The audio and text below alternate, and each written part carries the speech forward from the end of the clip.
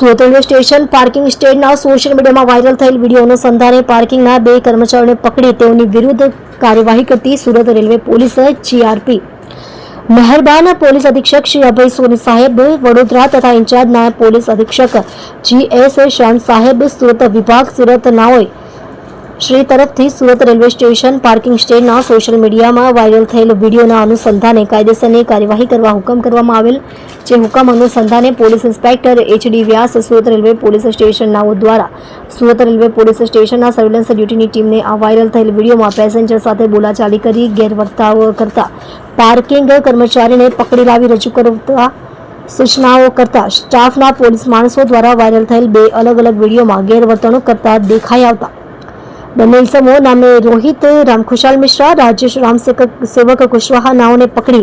ભારતીય નાગરિક સુરક્ષા સંહિતા 2023ની કલમ 170 મુજબ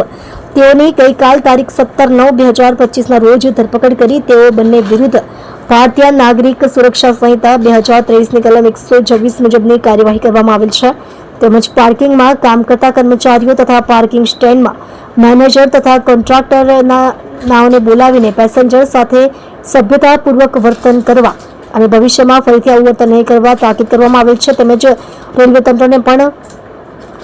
પાર્કિંગ સ્ટેન્ડ સંબંધિત થતી રજૂઆતો અંગે ધ્યાન દોરી જરૂરી પગલાં લેવા માહિતગાર કરવામાં આવેલ છે અને સુરત રેલવેના કોમર્શિયલ વિભાગને પણ અવગત કરી જરૂરી પગલાં હાથ ધરવા જણાવવામાં આવેલ છે. સદર ઘટનાની જાણ થતાં રેલવે પોલીસ દ્વારા તાત્કાલિક ઉપરોક્ત પગલાં લેવામાં આવેલ છે. ત્યારબાદ સદર વિડીયો ધાર્મિક કુમાર રમેશભાઈ પંચાલ નાઓએ આજરોજ તારીખ 18/9/2025ના રોજ સોશિયલ મીડિયામાં પોસ્ટ કરેલ છે. તે પહેલા સદર બંને વ્યક્તિઓ વિરુદ્ધ કાર્યવાહી કરી દેવામાં આવેલ છે અને આ કાર્યવાહી સંબંધે પોસ્ટ કરનાર ધાર્મિક કુમારને માહિતગાર કરવામાં આવેલ છે, જેથી તેઓએ રેલવે પોલીસની કામગીરીને તથા GPS પ્રોજેક્ટને બિરદાવી આભાર વ્યક્ત કરેલ છે.